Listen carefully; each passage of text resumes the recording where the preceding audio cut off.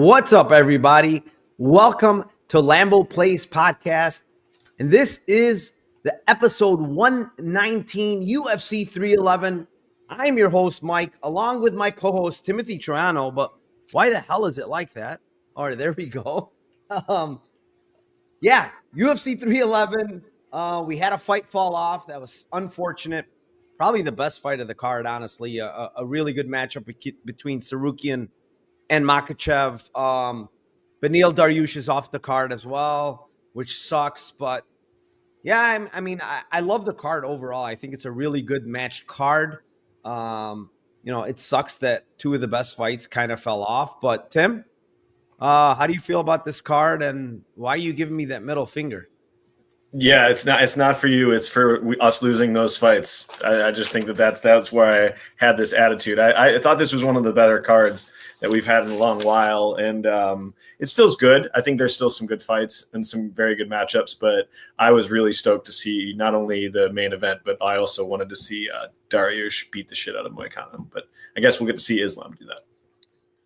Yeah, I mean, those fights are off, but last week, first week of 2025 was actually a really good week as far as Lambo plays. I almost hit that Lambo play, but Chris Curtis just couldn't come through, man. He's the one that got put out. I had the wrong guy winning round 3. So let me go over really quick to my chat, and then I will bring in my two special guests this week. Elijah One, let's effing go. Mushroom, as always. Dixon, what's up, my man?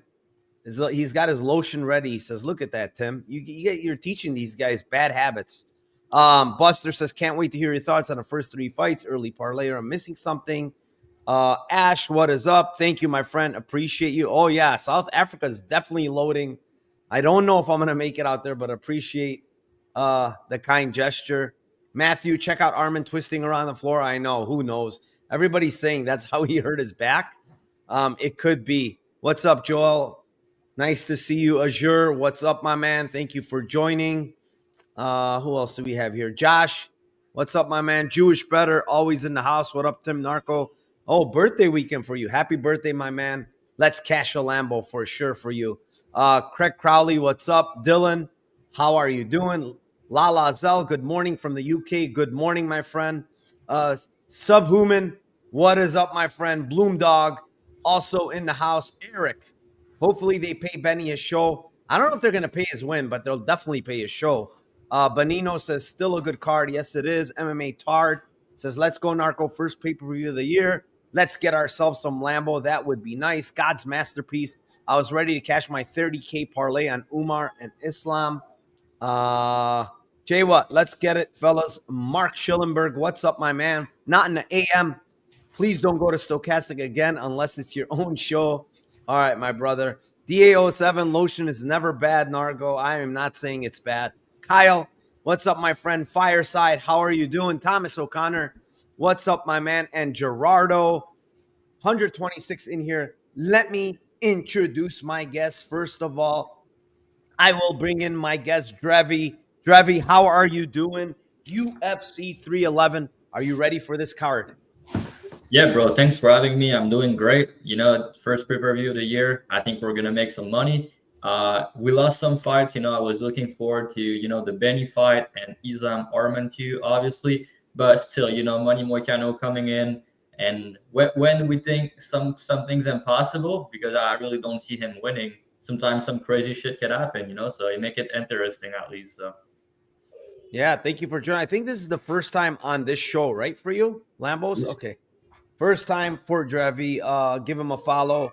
And bringing in my man, Luke. What is up, my man? SWR Betting.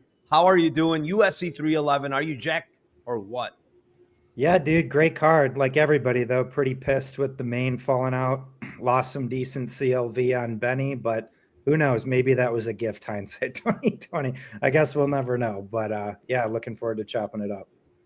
Yeah, man, it's unfortunate, but we move on. What are we going to do? There's nothing we can do but, move on with the fights, right? So still a very good card. So we will start out first fight of the night in the flyweight division. It is the 15-2 Tagir Ulenbekov versus the 8-0 Clayton Carpenter. Tim, take us away. First Lambo of the night. This is a good fight. I think that Tagir has Clayton covered in a lot of different areas. I think he's a better grappler. I think he's got better striking, better defense on the ground, better offense on the ground. I think even if he gets taken down, I think he can reverse. So I tend to donate a little bit on Tagir by sub. I won on him his last fight against Durden by sub. So I'm going to take a shot on plus 430 Tagir sub. I think grappling is going to happen in this fight, and I think he's a better grappler. All right, Tagir sub 430 for Timothy Troiano. Drevi, you are up next. What do you have as far as a Lambo play? Yeah, I like Tagir as well. The only thing is, I think the fight's gonna go the distance. I think Clayton is pretty tough. He has a background in BJJ. I think his grappling is good enough for him to not get submitted here, more than likely. And I don't see a finish on the feet by either guy. And it's a flyweight fight at the end of the day, right? So I think Tagir is going to be able to get on top, win some minute, and win the minute also on the feet. I just think it's too big of a step up for Clayton. Even though I think the guy is good, he never lost a fight. He's a tough guy, good cardio. But yeah, I think the fight's going to hit the scorecard, maybe a 29-28 decision for Tagir. Obviously, Tagir's decision's minus 110, so I can't give that out. But I think Tagir by split decision, the price is massive. It's plus 900 on BetOnline. Because I think Clayton's going to compete. I think he can land some big shot. I think he can have some moments and win a round. So why not make it close and, maybe a split? We see some deep subs at them and a lot of scrambles. So the split decision for Tagir is plus 900. So I'm going to go with that. Tim, he got you. Trevi got you with the split. I love it, man. Speaking my language. I love it. All right, Luke, what do you got for us, my man? I thought I was going to be sneaky with that one, but that's what I had written down as well. Tagir split plus 900 as well. To Dravi's point, I think he hit on all the main points, but the fight is minus 250 to GTD, so that's a pretty decent clip right there. Tagir's been to decision 8 times. 3 of those have been split or majority decisions. Even in his other 2 decision wins in the UFC against Elliott and Bruno Silva were 29-28 type of fights. So, I like the Carpenter kid. I think he can compete here. So I just think at, a price like plus 900 when Tagir has a style that can fight close, I think it's an interesting look at 9-1. Yeah, I mean, it is probably not a bad look because I do think Carpenter is a well-rounded fighter. I mean, he's out of the MMA lab. I know guys that train with him. They talk highly of him. I mean, he's a really good grappler. He's got some power in his hands. I think the one flaw I see with him is he tends to get tagged a lot on the feet. He's kind of prone to getting calf kicked too. We saw it in a Shiras fight. We saw it actually in the regional fight in LFA against Medina, where he absolutely got his leg tore off by this guy, Manuel Medina. So he is prone to those 2 things. The only thing like with Tagir is like he's faced better grapplers than this guy and, competed and probably beat them. Like a guy like Alan Nascimento, who's a huge flyweight, and, Tagir's winning the grappling there. I don't really see him having an issue with Carpenter as far as the grappling goes, and I do think it hits the ground. I don't know if it hits, but I'm with Tim on this one, honestly. I think maybe Tagir with his long arms and stuff, he can get a sub here, maybe a front choke, some kind of front choke. He does like his front chokes. And, he made – the one thing I wanted to see is he made weight comfortably. He didn't look fucked up on the scales, which normally he is probably pulling out or looking like shit. He looked fine on the scales this time. I wanted to see that because Carpenter is going to push a pace too. Like the guy's nonstop. He's got good cardio. So, Ulenbekov sub 430. I'm not like great with the play or very happy with the play, but I just feel like he's the much better grappler overall. And I think he can possibly sink in a choke against this guy just because, Carpenter is going to probably shoot, honestly, at some point. The length. The thing with Tagir is his length, too, right? At flyweight, this guy's massive, man. And these guys that especially like a younger guy like Carpenter, he's probably going to end up shooting just to close the distance because it's almost impossible to close the distance on this guy unless you're just winging big shots like Bruno Silva. But yeah, let's move on. Fight number 2. It is in a bantamweight division. It is the 12-4 Ricky Turcios versus the 11-3 Bernardo Sopaj. Drevi, this one's yours. Yeah, so I think if the fight extends, I think Ricky can make it close at the end of the fight, especially because I think Sopaj, he's low volume, is cardio suspect, coming back after a bad knockout loss like that. But he did take some time off, which I like, and I think he's just a way bigger hitter here. And Ricky, he's hittable, he's there to be cracked, especially early in the fight. And so I think Sopaj he's gonna land down the middle early in the fight. And we've seen Ricky Turcios put down and put out on the regional, right? Mana Martinez got him, and even some fights in the UFC, he get hurt, he get hit clean. And Sopaj, even though, like I said, he doesn't land a lot of volume, when he does, then he can crack. And I think early he's gonna be on the money. And I think if there's a finish in this fight, I don't really think Turcios gonna finish late. I think the more likely finish is Sopaj in the first round by KO.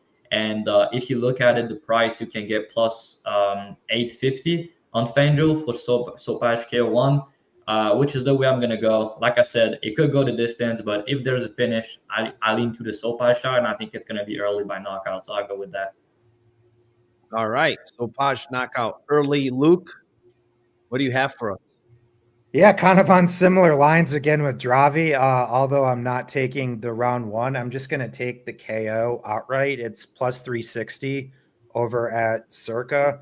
I mean, if you really look at it, Turcios has fought primarily grapplers in the last 5 years, and really not many guys that hit very hard, in my opinion. Where I would say that I think Sopaj is one of the biggest hitters that he's fought probably since Mana Martinez, who didn't do a whole lot good at MMA, but he did it. He was a guy that hit pretty hard, and he did knock Ricky Turcios out in 3 minutes at the end of the day. So, Ricky's just very reckless in the pocket, and I do think Sopaj is just far cleaner. He's also really slick on the counter. So if Ricky's kind of just trying to spam and overextend, I think he's probably going to get hit with some big shots here. So I just think it's kind of interesting with where the money line is in relation to where the KO is. Like, I feel like if Sopaj is this big of a favorite, I feel like his knockout price should be priced, a lot further down than 360 in my opinion. So I think that's a great way to get off Sopaj on something I think that is pretty sneaky this week. I think a lot of people are thinking that Sopaj is just going to wrestle Turcios. In my opinion, if he sits there and tries to wrestle aggressively with Turcios, I think that's a mistake, because that could be bad for his cardio, and I think that might be playing into Ricky's game. So, yeah, like I said, the disparity between the money line and the KO prop just doesn't really make a lot of sense to me. So I think this is actually a really decent look that not many people are talking about this week.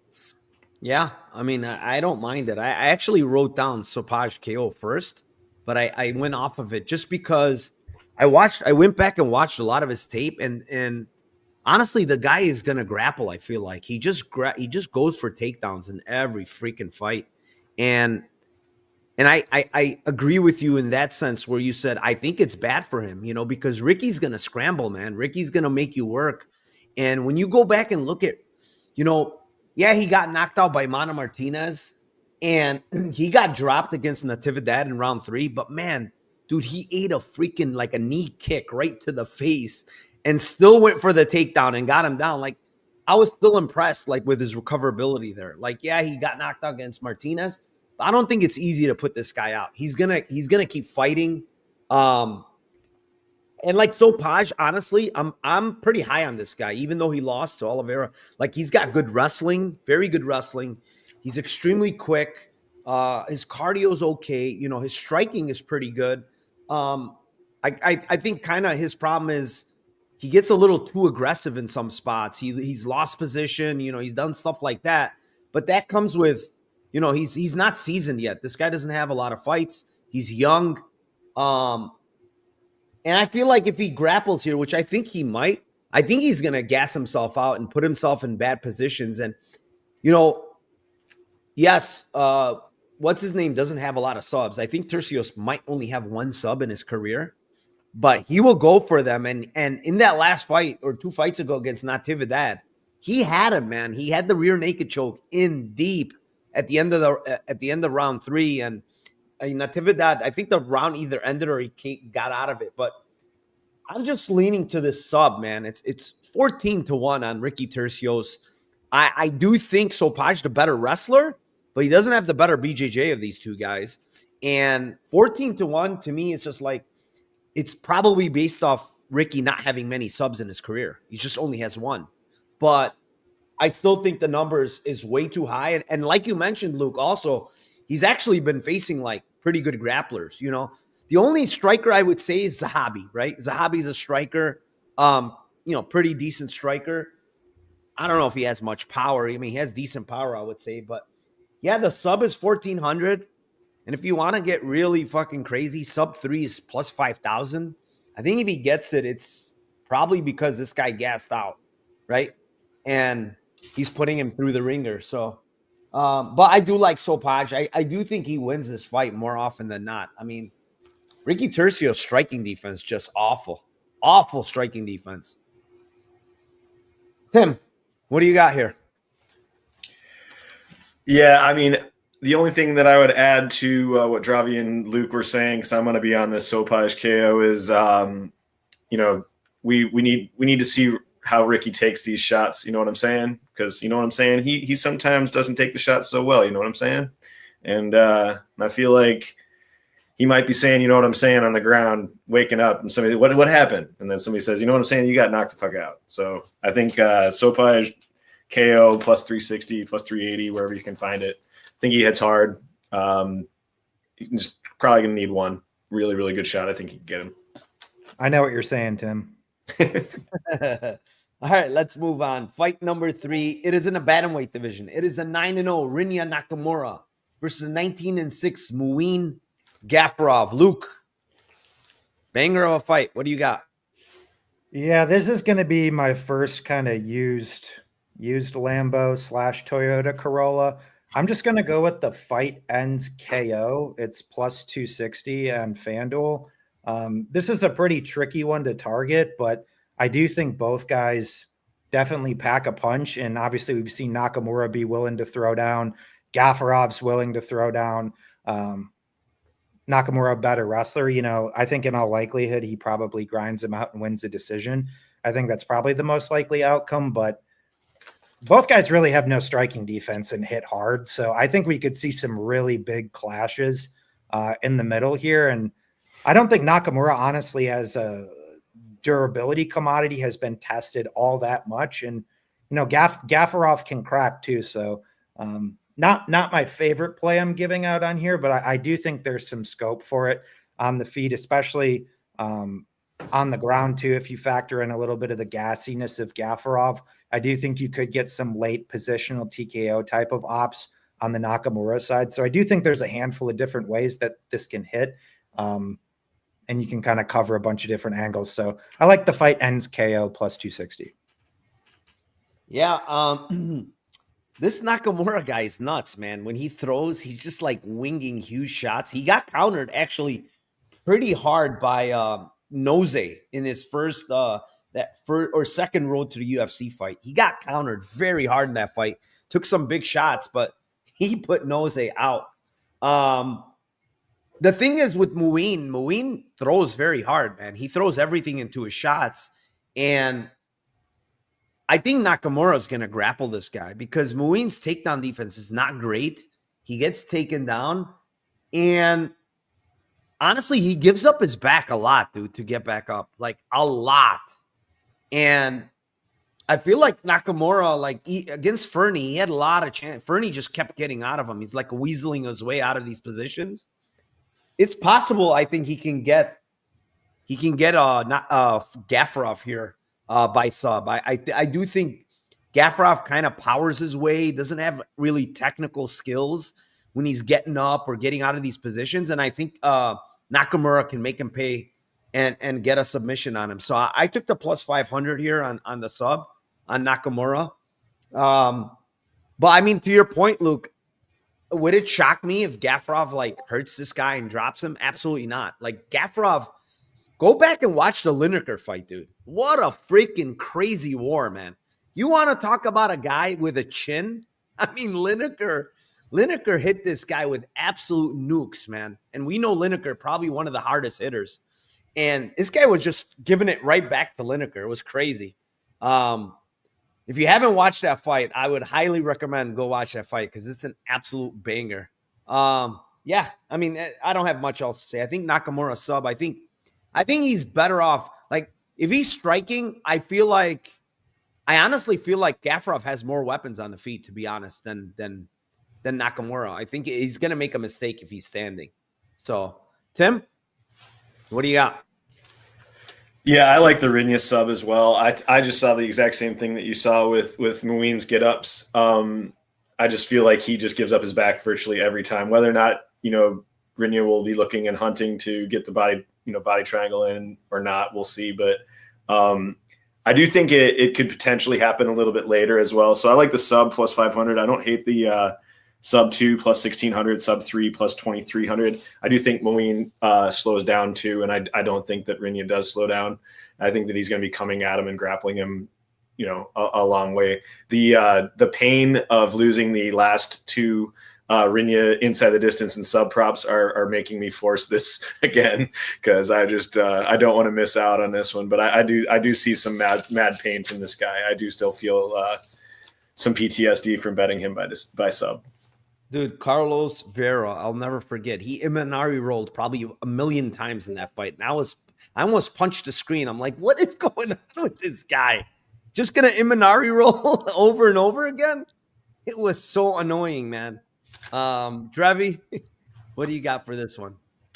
Yeah, I'm going to make it 2 for 2. I'm going to agree with Luke again on this one. I think it's going to end by knockout, but I went with the Nakamura knockout plus 390 on Bet Rivers. The reasons why is, like you guys mentioned about the cardio dynamics. I think Gafurov, he's going to swing early, but as the fight goes on and with the wrestling exchanges, I think he's going to slow down. And I really rate Rinya cardio. I think it's very good. And the guy is just an athlete. He's going to work. And then even on the feet, like you guys said, I mean, they both crack, and Gafurov is not afraid to swing, but the problem with that is, like, when you swing these big shots, I think Rinya is going to be able to time the takedowns, get on top, and, he might submit him, but I think he could, finish him by ground and pound and also on the feet with I think his power is pretty legit. He's dropped a lot of guys before.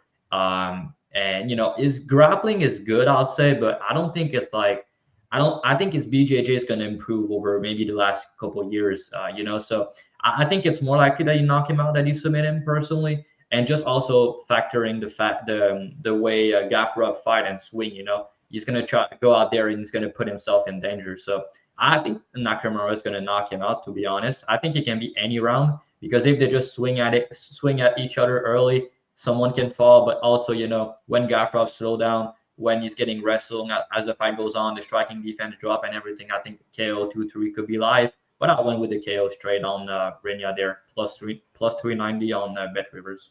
All right. Moving on. Fight number 4. It is in the bantamweight division. It is the 18-6 Carol Rosa versus the 11-2 Aileen Perez, and I'll take this one. I have a 2-unit bet already on Rosa at like minus 175. But I think I'm going to go back-to-back weeks. Last week I said Klein is going to finish in round 2 and 3. She's going to absolutely cook this girl. And I know Rosa doesn't have any finishes, I think, in the UFC. No. But she is going to cook Aileen Perez this week. And the reasoning, I think, is Aileen Perez slows down in every single third round that I've seen, right? And the problem with her slowing down in third round is she's kind of had her way in these fights. She's the one that was on top, getting takedowns, top time, and she continually gets tired in round 3, gets reversed a bunch against Jocelyn Edwards, which is a huge red flag, right? And then Lucia Pudilova gets her back, and if there's like fucking 15 more seconds, she's going to get subbed in that fight. She's going to go to sleep. And I just feel like Rosa's better everywhere, man. On the ground, standing. She's been looking every fight as far as her physique, better and better. And she looked great on the scales again. All that fucking fat, baby fat, whatever you want to call it, she had on her, it's gone. And I think she's doing a lot more grappling. If you look on her Instagram, her cardio seems to be good. I mean, look at the last fight, man. How did Kienzat survive that beating? I mean, she took a beating for 3 rounds. Aldana, that was a back and forth war. But how many girls survived all those shots Rosa gave Aldana? I don't think Perez, I know she's tough. She's not surviving that, in my opinion. So, we can go back to the Dumont fight, and she didn't look good, but that was 45. Her physique wasn't the same. And I think Aileen Perez, yes, she knows what she needs to do. She goes to wrestle. She's an okay wrestler.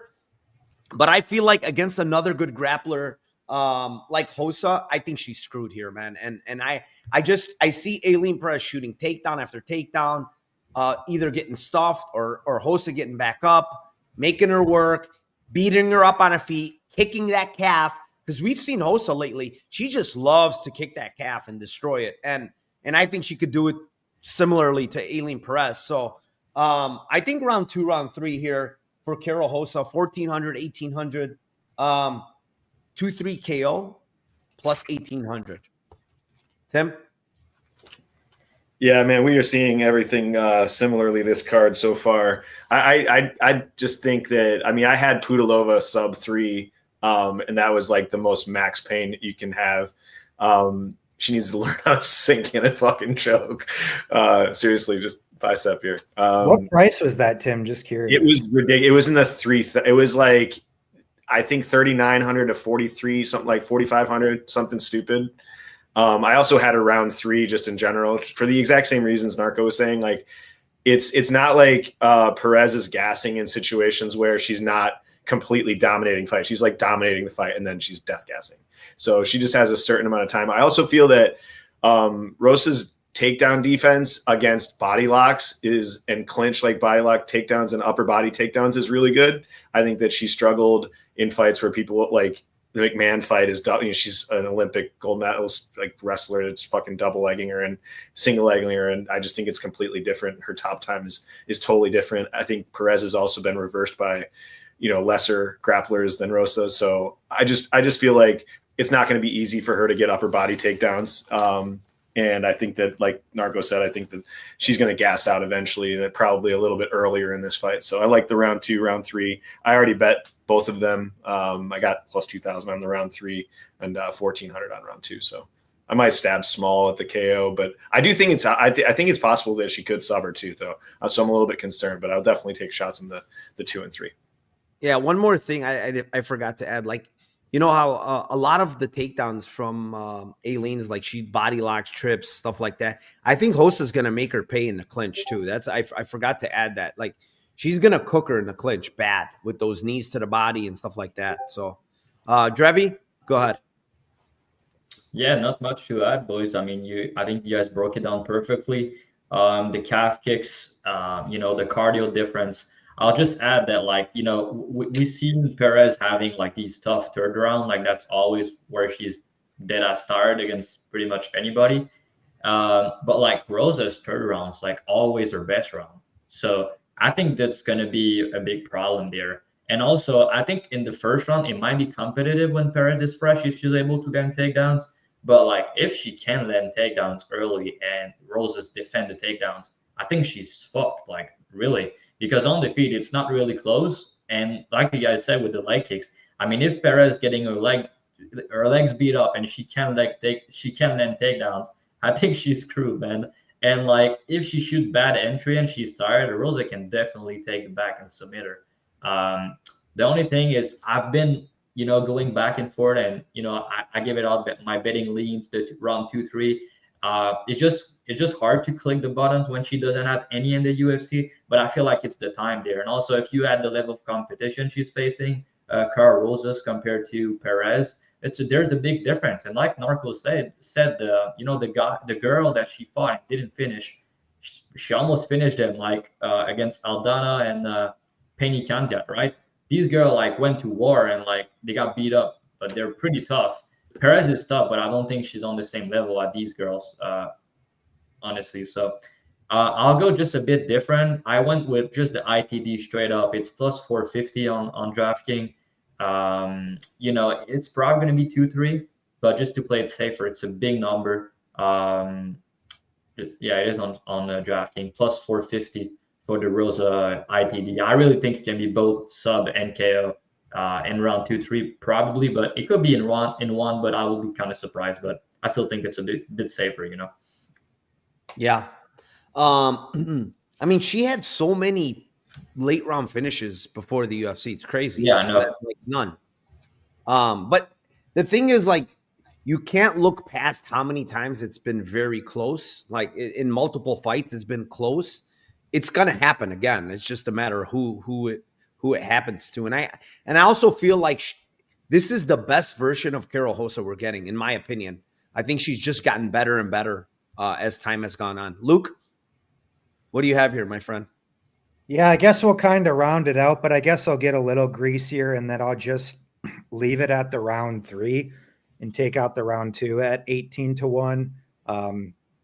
I think that's where it's going to come. Me and you were kind of chatting about it a little bit before, Narco. The thing that like jades me is that I don't think she showed as much urgency as I would like in that third round against Sarah McMahon, who's like one of the biggest collapsers in the history of female MMA. So it's like, but I mean, it's 18-1. It's a big number. The fight script is there for it. So that's just what I'll go. I'll just go with the round 3, no method. Karol Rosa 18-1.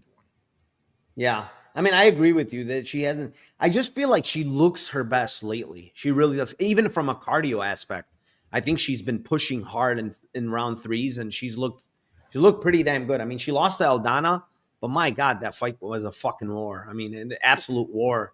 And they were bleeding probably fucking God knows how many pints of blood. All right. Let's move on here. Fight number 5. It is in the lightweight division. It is the 22-2-1 Grant Dawson versus the 19-5 Diego Ferreira. Tim, what do you got for us with the guy that's 40 years old on his birthday? He's fighting. I feel like I'm going to be. I've been talking with a lot of people on this one. I feel like I'm on an island with everybody that I've been talking about this fight.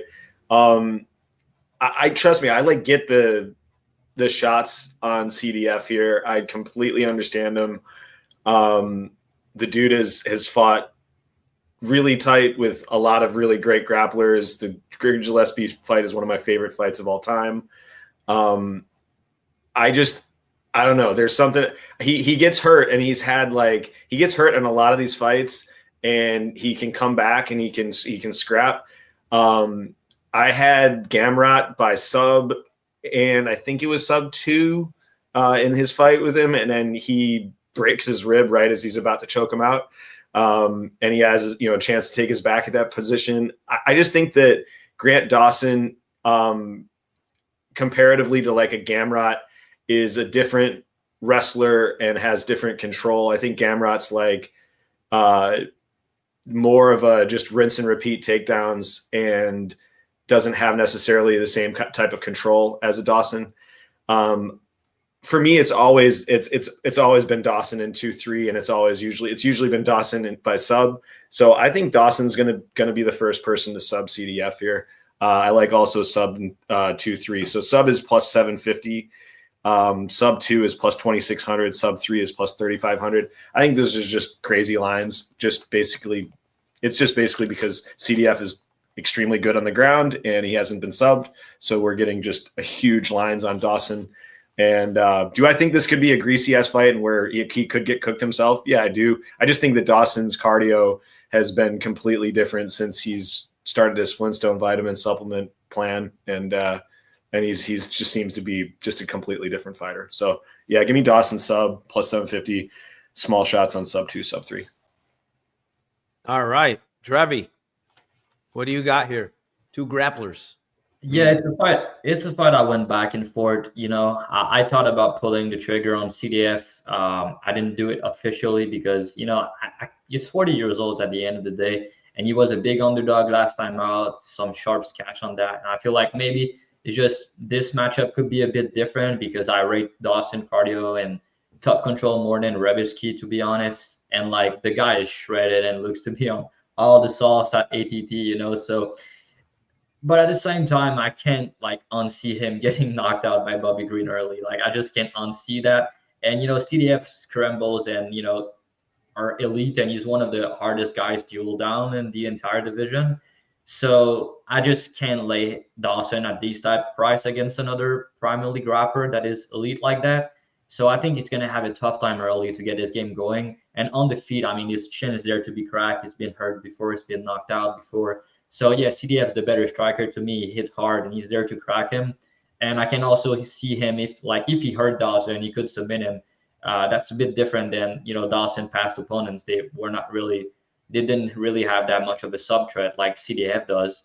And obviously, were the cardio dynamic, I kind of lean Dawson, but like he looks to be different now. To your point, Tim, but we still saw this guy, in third round and stuff in some fights that like he dead gas when he fight adversity and stuff like that.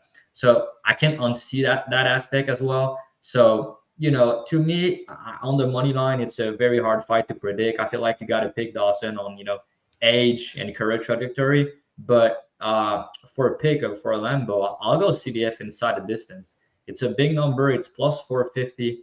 And I can see him both winning by KO and sub in any rounds, to be honest. So I think there's value on that. And that's a big price for, a fight that I expect to finish maybe CDF early, Dawson late. It could be a lot of different things, but CDF inside the distance plus 450.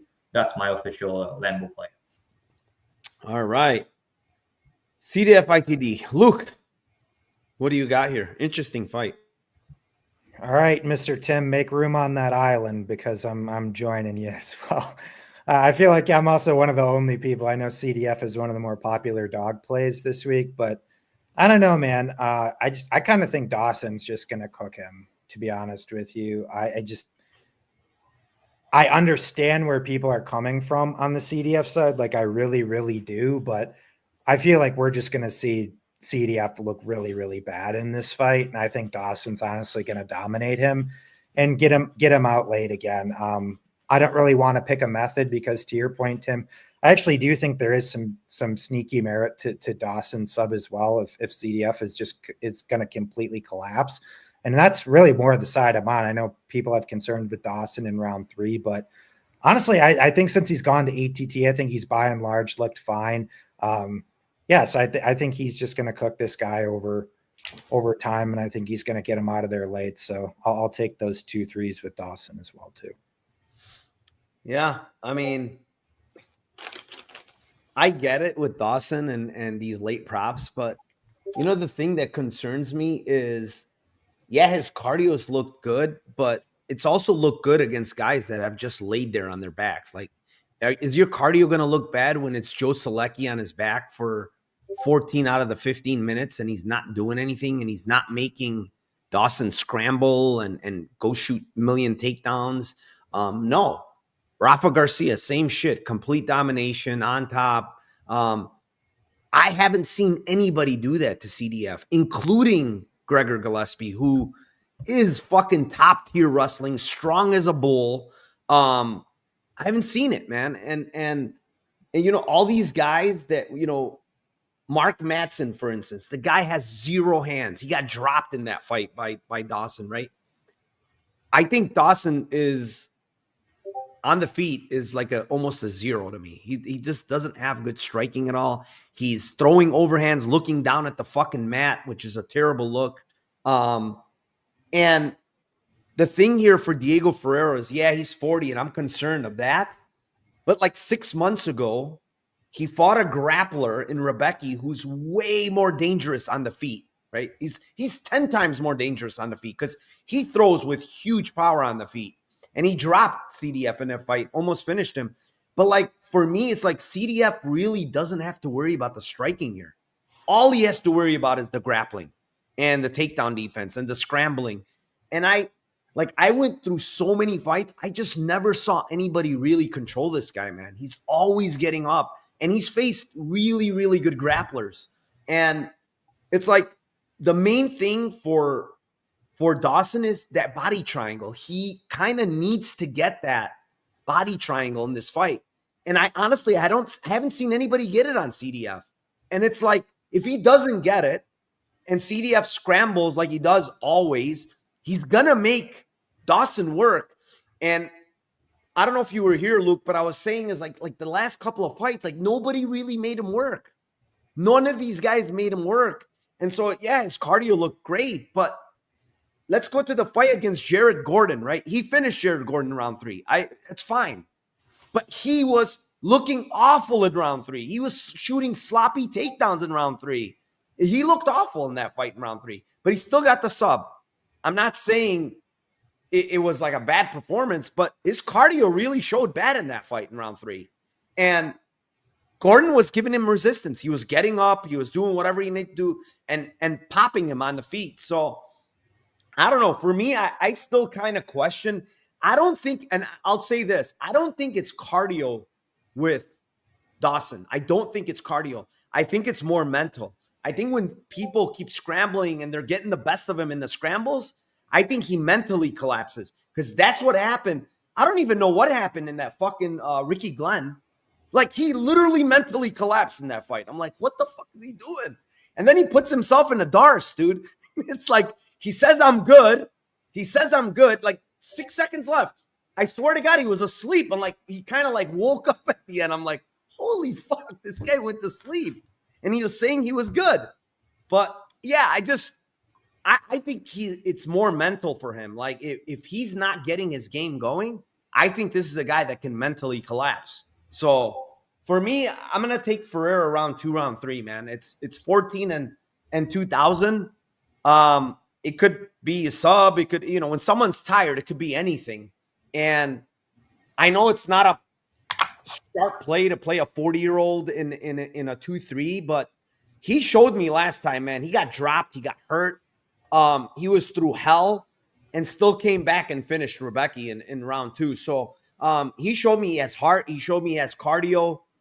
I don't know, he's 40 years old, but he looked pretty damn good there. I mean, against to me, a much more dangerous guy on the feet. Obviously, Dawson's is more dangerous on the ground, but I think it's the feet aspect where he just doesn't really have to worry about anything coming back from Dawson. So, yeah, 2-3 for me here. But I see what you guys are saying. I mean, I do think Dawson's a very good fighter. I just think he's something mental. I think it's a mental game for him. Moving on, fight number 6. It is in the light heavyweight division. It is the 16-3 Bogdan Guskov versus the late replacement 7-1 Billy Alakana. And this one is, whose is this? Drevi? Yeah. Yeah, it's a fight I really have a hard time to choose one. It just feel like Guskov's gonna knock him out. But at the same time, it's a nasty price. So I want to, go contrarian a little bit here and go with the sub for Guskov. It is plus, 15-1 on I just lost my notes. I think it is on FanDuel. Let me just confirm to you right now. Yeah, so it is on FanDuel, 15-1 for the submission. My thought is that I think this guy, Billy, he's going to maybe try to grapple, and I don't think his grappling is very good, to be honest. And, Guskov has been criticized for his grappling, but, I think he's going to hit this guy very hard early, and he's going to try to shoot a takedown. And when that happens, I think Guskov's going to get on top of him, and then he could just pound him out, right? But I think there is a chance that he just grab his neck and submit him.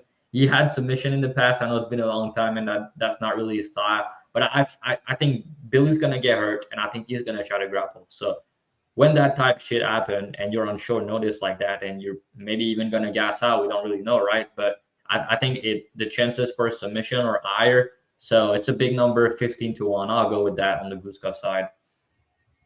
All right. Submission on Guskov. Now that is on an island, I'm pretty sure. Luke, what do you got here? Guskov submission?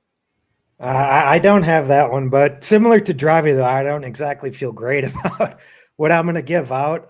Used Lambo. I'm just going to take the fight to go the distance at plus 250. And it's weird because I think both of these guys are so polar opposite into their styles. Like you have a guy in Guskov who is like a high ceiling, low floor guy, but then you have Alakana who's like a low ceiling, or maybe I might have said that wrong, but you know what I mean? Like he's a guy that fights kind of within the he's tough, but he doesn't really produce offense. And we're, you know, it's a pay-per-view card. We're in the big cage. He's a guy that likes to fight at range. He's not going to sit there and bite down in the pocket and throw hardly often. So that's, I say, it's a really weird dynamic because Guskov is traditionally a kind of guy that's going to come at you, but I don't think Alakana is really going to engage him in that. And then these fights, they turn gross and cage pushy and the occasional takedown. I know Alakana is on super short notice. Cardio is probably not going to be great here, but Guskov isn't exactly Lance Armstrong the last time I checked either. So if this fight gets extended, my point is it might just turn really gross, disgusting, sloppy. Nobody can finish each other. So like I said, maybe it's crazy, but I don't hate the TTD at plus 250 here. So we'll take a sprinkle on that. And just a little side one. I mean, this is really out there. Alakana by split is 25-1. I think that's kind of an interesting long shot for just kind of a shit show type under. You just stole my play because once you said decision, I'm like, oh fuck, he's gonna take this play. No, you know what? Like, there is a concern for me. Like, why did Alakana come in at 200 pounds? The fuck is that all about? 5 pounds under the limit, and he's been fighting at 205 the last like 3 or 4 fights on short notice too. I'm like, why the hell is this guy at 200? And how did he get to 200 on short notice? You know, but like Alakana, yes, he's low volume. He is not the prettiest fighter, but what he does do well is he manages distance pretty good, right? He's going to stay on the outside. He's a southpaw. I think that's important because Guskov has faced nothing but righties, you know, and now he's facing a southpaw. It's always harder when you face a southpaw. It's always freaking harder. And I went to a lot of his regional tape. I didn't see any southpaws this guy fought. So I'm like, holy shit, this is like one of the first southpaws this guy has fought. It's going to be hard for him. It's not easy to close the distance against a southpaw, especially a guy like Alakana that doesn't really want to engage, right? He wants to pop shot you. He's got decent kicks. I will give him that. He's got pretty good kicks. I guess the timing on his knee is pretty good. Like he's got some nice stepping knees, but he's low volume. I will say that if you read an article on UFC.com, they did an article on him and they said, and they interviewed him. And he basically said that he's been doing a lot of grappling lately. And, you know, don't be surprised if I grapple, basically one of those things. You know, he might grapple here. And honestly, like, I don't see him really finishing Guskov because I don't think this guy is like some sub-threat or anything like that. I really don't think hits very hard. If you look at his knockouts, like the Jarrell Simmons was a head kick knockout. I mean, it says punches, but he head kicked the guy. Then the one before that, Schreiber head kick knockout. Then the one before that, injury stoppage. It's like he doesn't have any knockouts, really. They're all, like, I don't think he has much power in his hands, to be honest. So I think it's going to be more of a, you know, point fighting for him and maybe the occasional takedown. And then to your point, Luke, it's like taking it on short notice. But if he wasn't, I definitely favor his cardio way better than Guskov. And it's like, what happens when this fight extends to round 3 and Guskov is like probably huffing and puffing? He probably loses round 3 at a decent clip. Yeah, man, 800 for decision on Alakana and then 2,500 by split decision. It just got my eye. I'm like, yeah, I got to sprinkle it. Just because this guy is he's very low variance type of fighter, right? He doesn't want to get engaged or get knocked out. So it's like, and I saw him get cracked in a couple of fights. It seems like he has a pretty good chin, and he's Samoan. So, you know, these Samoans are usually tough as shit. But yeah, I mean, decision at 800 is just too big, and the split is 2,500. It's insane. Tim? Real quick, Narco, you know who he kind of reminds me of? Not like a direct parallel, but he's like a Zhalgas. You know, super Zhalgas Shumagulov, like super low ceiling, high floor type of guy that's just going to like fight within these margins, not going to take a lot of risks, but doesn't have a lot of boom in him too. I don't know. He just reminds me of that like dynamic. Yeah, Zalka's a little bit more wild than this guy. This guy's a little more calculated on the feet.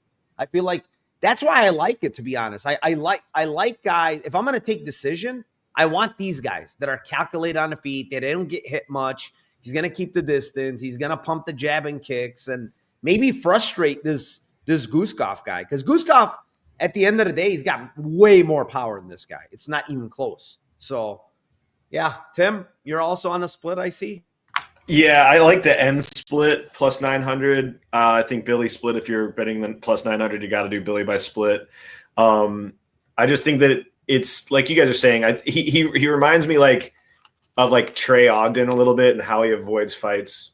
Just like stays really kind of smart and doesn't want to really engage in anything. I think he'll probably have to engage a little bit more than normal in this fight when Bogdan is trying to chase him down.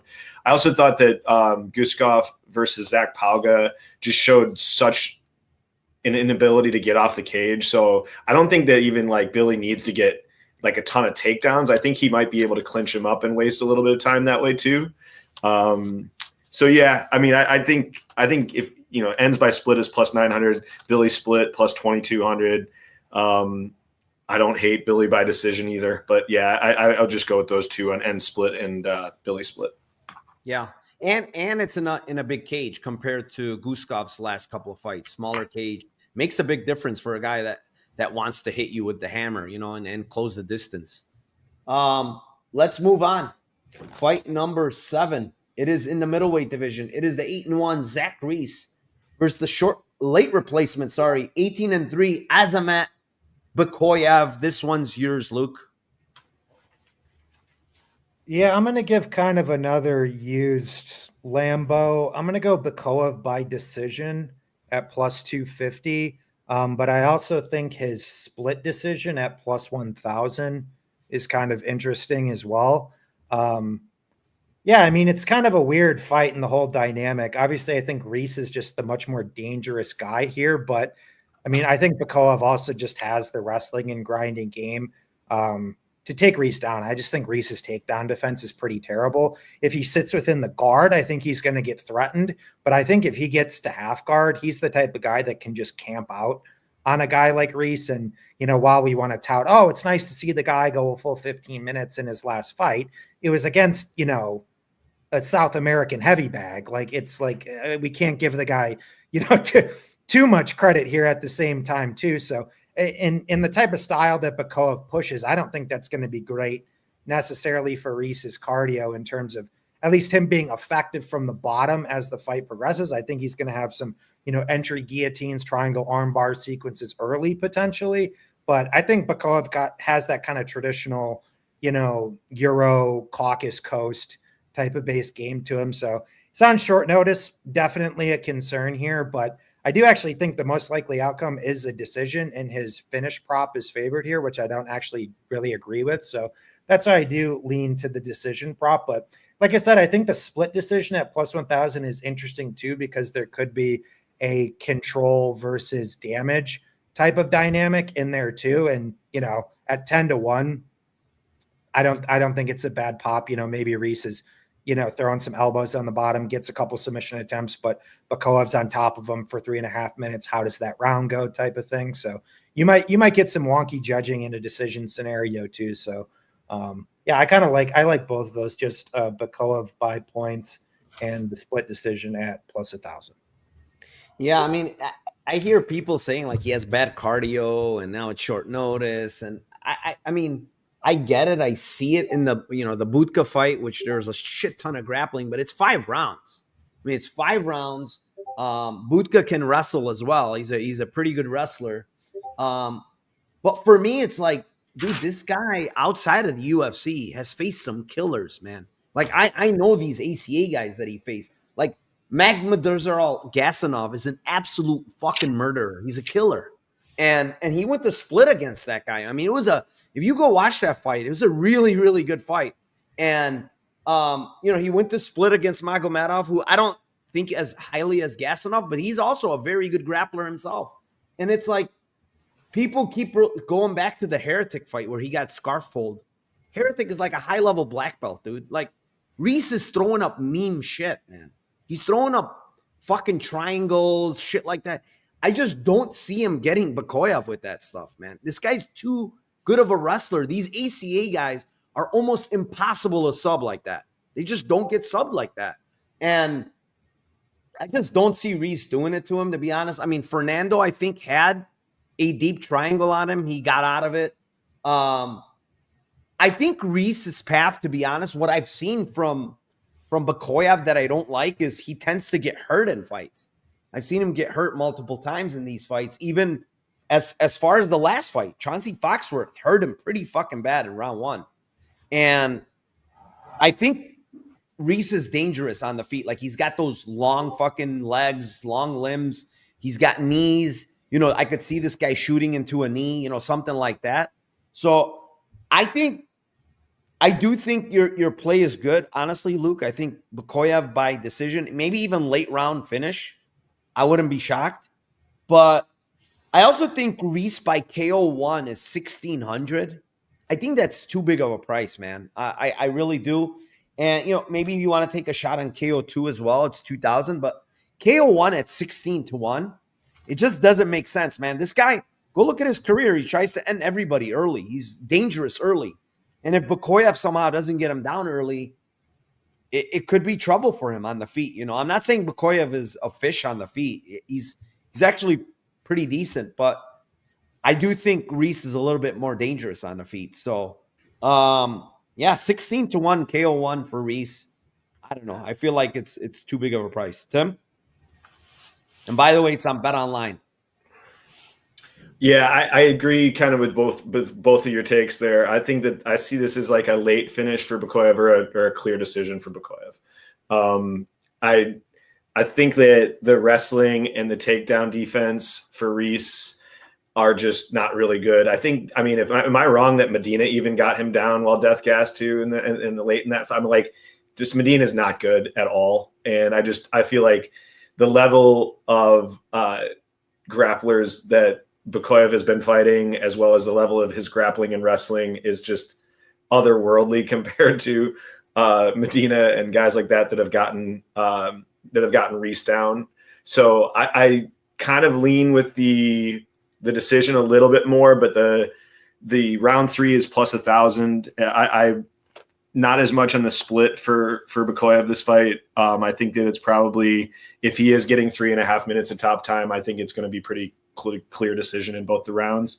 So round 3 is at plus 1,000 and the decision is plus 250. I think that both of those are good. I think late finish is definitely possible if Reese gasses out. All right. Trevi, what do you got for us here on this fight? Yeah, so I think the more likely outcome is Bakoyev by decision, like you guys mentioned. The price is not big enough, so I didn't take this one. But, you know, I think Reese's path is a finish. You know, I don't think he wins if the fight goes to the scorecard. I think he probably needs a finish to win this fight. And, I mean, the guy is a finisher at the end of the day. He's taller, longer. He has the long arms. He has the tricky submission games off his back. And, you know, Bakoyev's on very short notice at the end of the day. And like you said, I mean, I don't think his cardio is bad by any means, but I've seen in some tapes that it look a bit suspect sometimes. And then you're adding the fact that he's making his debut on a pay-per-view on short notice. Maybe it could get sketchy, you know. And yeah, Reese, like you said, Narco, I mean, he can crack. And if he cracked Bakoyev, I really think Bakoyev's going to try to shoot the takedowns. And the long limbs of Reese, I think, could be like a guillotine. It could be a tricky sub off his back if this guy is, you know, because I really think Bakoyev is going to have tough time here. So I think Reese could have submission off his back, and I think he could have like a eye elbow guillotine or something against maybe in the clinch if he hurts him, club and sub type thing. So I see a submission on the Reese side if he win more than a KO, because even if you hurt him, I think he's going to have the opportunity to submit him because Bakoyev's going to shoot. So the Lambo I'll give is a Reese by submission. It's plus 600, and I think it's his most likely outcome to win the fight. But yeah, my pick is Bekoev to win the decision, right? But it's like plus 200, so I can give that out. But I'll go with the Reese side. I think he's live to finish and by submission 6-1. So it's a big price. All right, Reese by sub 6-1. All right, fight number 8. It is in the bantamweight division. It is the 9-0 Peyton Talbott versus the 18-5 Hani Barcelos. This is my least favorite as far as Lambo, honestly. The literally the least favorite. I said it in my Discord the other day. Like, if you're gonna play Barcelos, just play Barcelos sub. Like, it's 22-1. That's how he's gonna win if he's gonna win. There's no ways around it for me. Like, he's gonna get pieced up on the feet. I don't see any other way that it happens. He needs to get this fight to the ground. He needs to get this guy's back. It's happened before against a less level of a grappler in Aguirre. So it's not like it can't happen.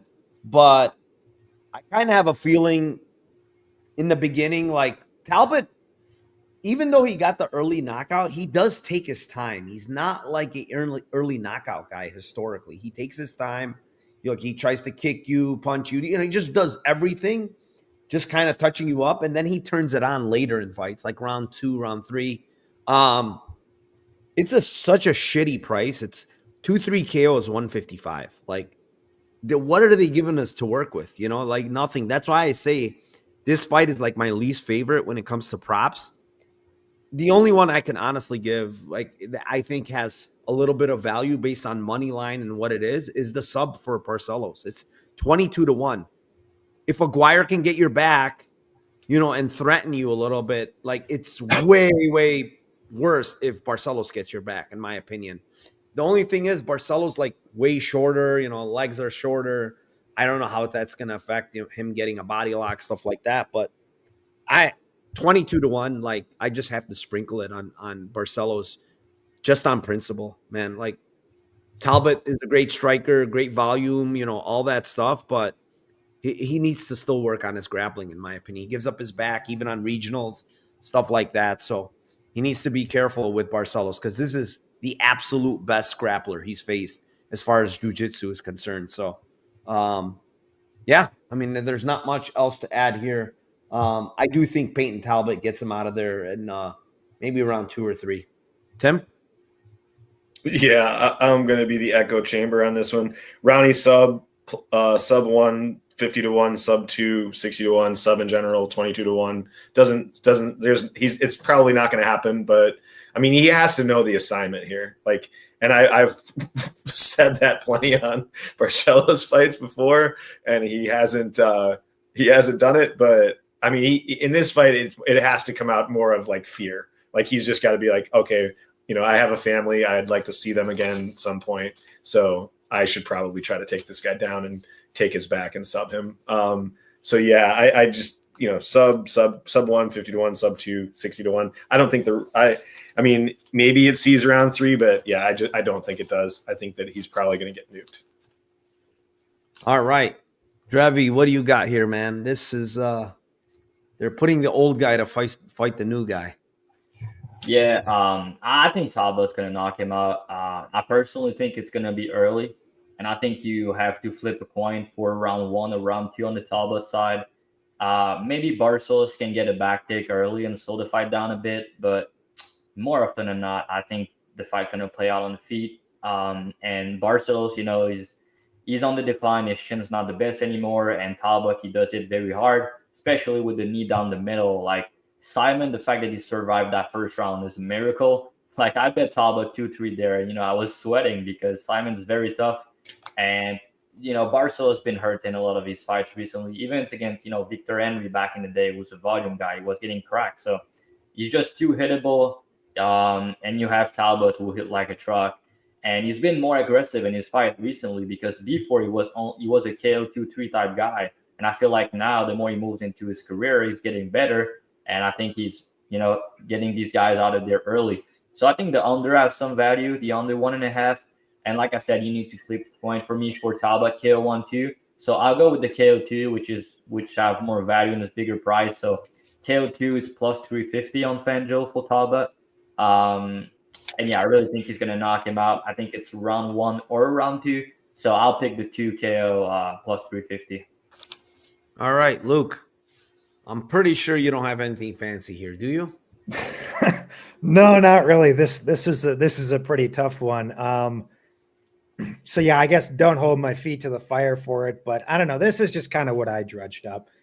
The Barcelos plus 3.5 points handicap is plus 330. And I guess the reasoning behind that, it's like, okay, well, Talbott did lose round 1 to Aguirre via grappling. I think there is a possibility that if, Hayoni's able to get off on his game early, he wins a round. Hopefully he doesn't get knocked out, in the next 2 or 10-8'd. Or, God bless Tim, and, Tim cashes is like sub 1 or something. You get that small bit of equity too. But yeah, I'm definitely not in love with the price, but that's like really the only thing I could come up with that, hopefully Hayoni's, just able to hang in there and not get absolutely nuked and win the first round. So plus 3.5, plus 330, but don't feel great. Yeah, I mean, I don't think any of us feel great on this one, except Drevi. He pretty adamant it's going to be 1-2, and yeah, I agree with him. Yeah, I agree with him. I mean, it's possible. I mean, that's what should. I mean, he's a minus 1,400 now. It's fucking crazy. Yeah, the logic is like you should knock him out early if he's covering that price. I got plus 155 on the one. Listen, I bet against this guy with Nick Aguirre, and yeah, but guess what? I bet Aguirre like what was he like 10-1 or something crazy? Remember the line? And then I got plus 100. Yeah, we got plus 100 live on him after that was one round. The biggest hammer spot ever. Down to plus 100 after round 1. It's crazy. Everybody that had him was sweating balls. But yeah, I mean, he's a guy that works into fights. But yeah, maybe he's turning it up more now and fighting more front end than back end. Moving on, fight number 9. It is in the middleweight division. It is the 26-12 Kevin Holland versus the 18-2 Reinier de Ridder. Tim, we got the Dutch guy back against Holland that disrespects everybody. What do you have? It's just I've been on East and West Coast on this one all week long. Like it's so hard for me to pick a side on this one. I see paths, and anybody with eyes could see paths for both of these guys. To me, I just feel like it's so hard to depend on Holland to fight intelligently and do what he's supposed to do. Up at this weight class, he's just has not been good against grapplers at all, and they didn't even really have to be great wrestlers or great grapplers. He backs himself up into the cage all the time. He's getting his back taken by Cowboy. He's just, I don't know, man. There's so many just red flags on him. On the other side, De Ridder is a guy that can fight at 205. He's a guy that can fight at heavyweight, and now he's coming down. So, in the cage, he's probably going to be 20 pounds heavier than him. I just feel like, to me, it's a pretty binary fight. I'm going to go with Ridder sub and sub 1, sub 2. I think sub is plus 300, sub 1 is plus 750, sub 2 is plus 1100. I think if he gets it, it's going to probably be early. I can see him getting nuked late, though. That was my other. I just feel like it's really binary. I think like he's got the game. He's going to know what to do. He's going to know the game plan. He is reliable to fight smart. And then you got Kevin Holland, who's just not. So yeah, I'm kind of done with the betting money on a guy or betting money on fighters that are just as dumb as Kevin Holland is in the ring and undependable. All right, Drevi, what do you got on this one? Yeah, I like the De Ridder side. I like him by submission. I just think that, stylistically, when Holland's facing bigger guy that has grappling upside against him, might not end well, So I rate Holland grappling, but I just think De Ridder, despite not having the best wrestling of all time, he does have some tricky judo throw. But yeah, his wrestling is not the best, right? But his grappling is very good.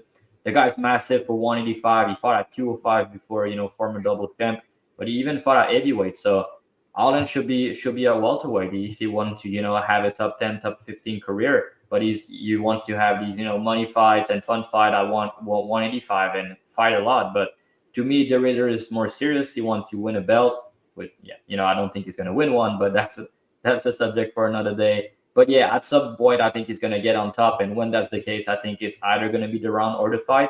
So I think there's value on the submission. You can get plus 330 on DraftKings for RDR by submission. I think it's been a long time since the Chimaev fight, but I think Holland's going to get choked out there.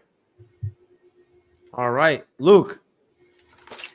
I'm going to go with Tim on the RDR sub 1, sub 2 thing. I think you guys kind of touched on it, but to play devil's advocate against myself, this is my narco bet whisper bet of the week the other way. Kevin Holland by Darce choke 25-1.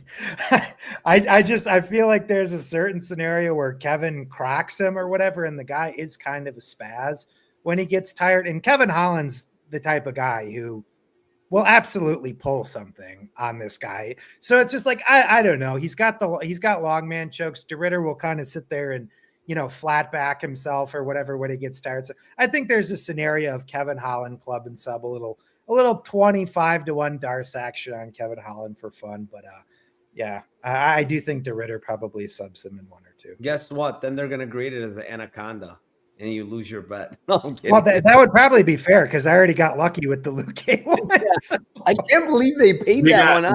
We got that. So it was so great. I still can't believe it's because of what the ref announced, dude. It's crazy.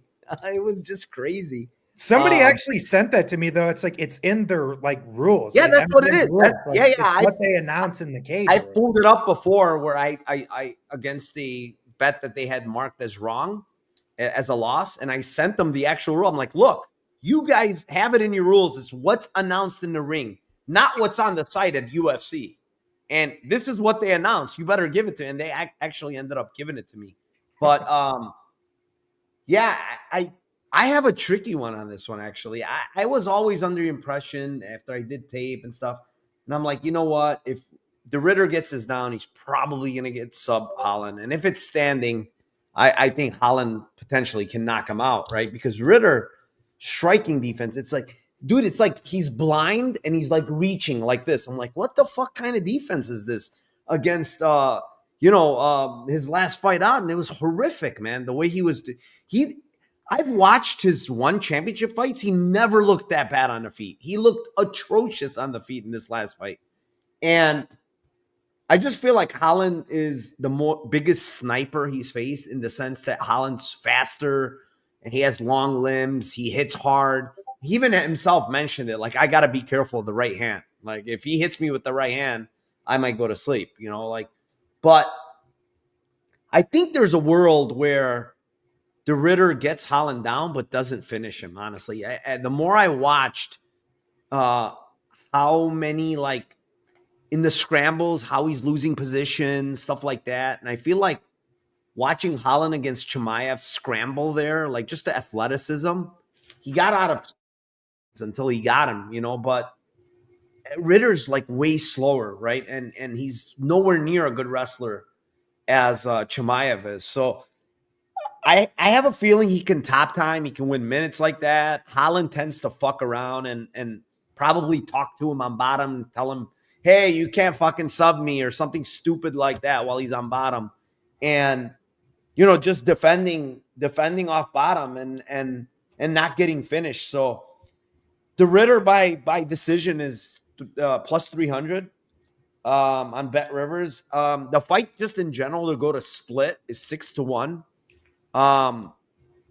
Damage over control, one of those things where judges are not sure what, the Ritter's having the control on top, but he's getting touched up on the feet. How do you judge it? So yeah, 6-1 on the split. The Ritter decision 300. I don't know. It's a little bit of a hot take, I guess. Everybody seems to think this is going to go under, and I kind of felt the same way. But after doing a little more tape, I don't know. I changed my mind and said maybe this fight does hit the scorecards. Moving on. Fight number 10. It is in the heavyweight division. It is the 21-3 Jalton Almeida versus the 17-4 Sergey Spivac. Drevi, this one's yours. Yeah, one fight I'm pretty confident in. I think it's Almeida and Almeida by smash, to be honest. I think he's going to do whatever he wants to Spivac. I think he's going to be able to take him down pretty easily. And when he does, I think that's either going to be the round or the fight. But I tend to lean the fight, to be honest. And then you kind of flip coin on the KO and the sub because Almeida's style, he has good ground and pound. And what I thought is at first, of course, the books favor the sub, right? Because you have more sub and everything. But then you look at it, Spivac, he's 9-0 to the submission, never been submitted in his career. So I feel like we're going to see Almeida on top, and we're going to see Spivac trying to not get sub, and you'd rather be pounded out than it's a bit of narrative, obviously. But I think he'd rather be pounded out if he's losing the fight than getting submitted. So I think Almeida might go for a sub, but if it's not working, he's just going to do ground and pound, do the King Kong, and got him with the ground and pound. But I really think it's going to be early, to be honest. I think when he take him down in the first round and get on top, I think that's going to be the fight, to be honest. Big favorites for a reason. So the way I see it is I think Almeida round 1 KO. It's a big price. It's plus 650. You can get that on FanDuel. Like I said, I think Spivac's going to try to not get submitted there. And Almeida just going to be too athletic for him. And Spivac doesn't have like the one-shot KO power to worry Almeida on the feet. Maybe on the feet, it could be even close, I think. I don't rate Spivac at all. If you look back, the grappling state of Spivac, of his back are not great. The Olenek fight, for example. His cardio is not great either. So, yeah, I think Almeida smash KO1 is the way I'm going to go. All right, Almeida KO1. Luke, what do you got here? Yeah, I was thinking about that one as well because I think he can definitely pound him out too. But I guess I'm going to go a little bit quasi safer. But I'm just going to take the sub one. It's plus 310. Just after seeing Spivac get his back taken as easily as he did against the 45-year-old man Alexei Oleinik, I just feel like Almeida is just so much quicker transitionally. I think he's going to take the neck personally, but I like I said, I don't hate Dravi's play either on the KO1. He, maybe Spivac just sits there and turtles up and Almeida throws down. I actually did cash on like one of the few Almeida KOs. It was like plus 300 against Danilo Marquez. I was on the KO there, so that was a nice one. So I don't know. We'll see what happens. Either way, I think Jalton's going to smash him, but I think it's sub personally. Yeah, I mean, I put him in one of my parlays at minus 400.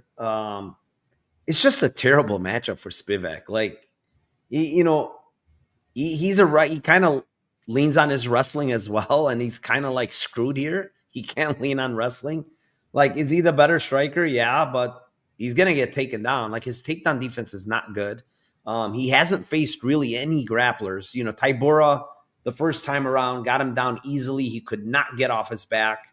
Obviously, the second time Tybura reversed him and somehow he was literally, if he wrote it on a fucking board and put it in front of him and said, hey, I'm trying to go for an armbar here and tell Tybura that, I think Tybura still wouldn't understand. That's how telegraphed that armbar was. And he was like fishing for it for like fucking 40 seconds. And Tybura kept this like, he's not going to get me with an armbar. And sure enough, he got him with an armbar.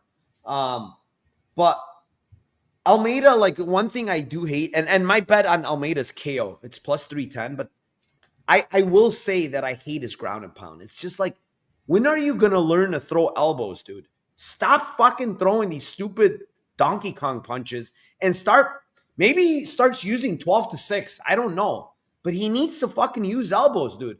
You're in heavyweight. You're 230 pounds. You know how much it's going to hurt when you fucking throw down your elbow, on top? Like, he just doesn't do it, but I don't know. Spivac is just, he seems like a zero off his back, to be honest. And Almeida's just way quicker. His shots look really good. I mean, people talk shit about the fight where he lost against Curtis Blades and say he quit and whatever. But like, looking back at that fight, like, no one fucking thought he was going to take Blades down and just manhandle him that much. And people saying, oh, well, Blades, that was his game plan. He's going to let him take him down a million times and get back up. Well, how are you going to just let someone take you down, a jiu-jitsu guy that could possibly take your back and choke you out? Why would that be your game plan? But anyways, regardless, like it's me seeing that against Blades in round one just made me very, very certain that he's just going to take down and maul Spivac here. So I like the KO. I just 3-1 as opposed to like whatever 1.9 or 1.8 on the sub. I think it's a little better here. I just feel like Drevi said, he's never been sub before. Might have good sub defense. He did get out of that sub against Olenek. I forgot. Was it his patented sub he was trying to get? It was. I remember it was that stupid whatever scarf hold or whatever he does. But he got out of that, and I just feel like Jalton obviously has very good jiu-jitsu, but maybe he mounts him and just pounds away on this guy, or maybe even flattens him if this guy gives up his back and then just pounds him out. By the way, Spivac, I don't know if you guys know, career low, 233 pounds for this fight. He's way less than Jalton here. I don't know. It might be good. Maybe his speed is a little better, athleticism. I don't know, but he's at a career low. He is training at, I think he's at Extreme now, if I'm not mistaken. So let's move. Oh, Tim, sorry. It's okay. You're up. Yeah, I'm. It's weird. I think like just the number screams go for the KO. I also think that it's a question of like just how Spivac doesn't really do anything off of his back. It's going to allow him to pass. He's probably going to get to mount, and he's probably just going to continue these Donkey Kong punches. Also, shelling up on Spivac is really, really bad in a lot of these positions. So, yeah, I'm going to go with the KO and the KO one. I think that's the way to go just with the numbers. I think he probably just kills him pretty early. All right, let's move on. Fight number 11. It is in the light heavyweight division. It is the 35-1 Yuri Prochazka versus the 12-2 Jamal Hill. This one's yours, Luke. Yeah, not a passionate opinion. Yuri's my absolute kryptonite. I can't pick his fights right to save the absolute life of me. So don't listen to anything I'm about to say. But I'm gonna pick him. I'm gonna pick against him once again. But I'm gonna go with Jamal Hill by decision at plus 360. I feel like he is the more technically proficient guy. I do trust his work rate a little bit more. He is a bit better defensively, but I understand Yuri does Yuri things. It is what it is. But big cage. Think Hill's a little bit more mobile. I think he's probably coming in a little bit better shape here. So I like him to win the minutes. Coupled with that, Yuri just looks like shit in the first round in the large majority of his fights. So I think Hill probably wins round one here. So we'll just say that Yuri, is able to power bar and, turbo his way through some of the lengthy shots of Hill, but Hill just does more. It's more clean, more effective, lands more strikes. Jamal Hill decision plus 360. Yeah, I'm on Yuri 2-3 here, 700 and 1,000. There's not much difference between KO 2-3 and just 2-3. So don't take the KO 2-3. It's just like 50 cents, and it's just not smart. Yeah, I mean, just the way he fights. Historically, he's a guy that kind of maybe takes it a little bit in round one, and then as the round one is starting to close, he's coming on like a madman, and round 2 and 3, the guy's just like, he's going to keep coming, throwing all types of shot at you. He's going to keep the pressure on Jamal Hill. And honestly, the one thing for me, Jamal Hill, and this is I think very important to look at and in his fights, Jamal Hill absolutely doesn't like fighting on the back foot, man. He does not like fighting on the back foot. He's terrible fighting on the back foot. You see in the Alex Pereira fight, for instance, he was kind of on the front foot early on, throwing, blah, blah, blah. The minute Alex Pereira started pressuring him to the back foot, he caught him with the left hook, put him to sleep. And it's in other fights, man. Even Thiago Santos, when Thiago Santos was coming forward, he was not looking right. He was uncomfortable. And I feel like Yuri is the type of guy that's just probably going to come forward, man, and pressure you and make you uncomfortable. And I think he's going to I'll be surprised, honestly, Luke. It's a great call if it goes to decision. I'll be shocked if this fight goes to decision. I just feel like the stylistics, Hill can knock him out, because Yuri defensively is a void. He's a zero in defense. So, but yeah, I mean, Yuri 2-3, 700, 1100. I think he eventually probably breaks. I don't know how he's going to do it because he does all kinds of crazy shit. But I think he's going to break Hill. And Hill is a tough guy. I don't think Hill is chinny. I think he's tough. I think both guys are tough for that matter. But it's just the style of the fight. I think one of them is going to get knocked out. I just feel like Yuri is going to have it later. Tim? Yeah, I'm on the I do think that this fight could go. I do think that both. You got music or some kind of background? No, that was something outside. Yeah, I just think that this fight could. I think I lean that I think this fight could go to decision. I'm kind of with Luke on this, but I do think it could be a little bit closer. And I do agree with you that this is this could be a very, very moments versus minutes type of situation. I do think that both of these guys have, especially Yuri, his last two fights, he's come out very cautious early. Like, I don't know if it's the Ferreira knocking him out twice. He at Rakic, he was super cautious. The second fight against Pereira, super cautious. I don't know if he's necessarily going to take that route this fight or not, but it just seems like that's what he's done. I also think that Hill isn't necessarily a one-punch bonk type of guy. Like, it's usually attritional. I think that Yuri can get hurt by a lot of guys, especially guys with huge power. Like you said, he's defensively void. And I do think he could have some big moments. But I do think that Hill has been durable, and he has been able to take shots minus versus Poatan. So I like the end split, the trifecta here. The end split 7-1, Hill points plus 360, and then the split Hill by split at plus 900. I think that could potentially be a closer fight if it goes, and I do lean the Hill side. All right, Drevi, they are in sync. Where are you at? I'll be on the same side with the boys there. I think Hill decision is live. The reasons being is I don't think he's going to knock out Prochazka in the first round. I think the fight's going to play out a little bit. And to your point, Narco, I think if Prochazka win, it's probably breaking Hill with pressure as the fight goes on and maybe finishing him late. That's like the way I see it playing out for him if he does win. But more than likely, I think it's going to be hard to break Hill because I do think his chin's very good, to be honest. I know there's some, narrative about him being, like you said, maybe chinny because of the pull-down fight, but I've seen him getting hit with bombs prior to that fight. So getting dropped and put down by a left hook of Pereira, I'm not going to, hold that against you.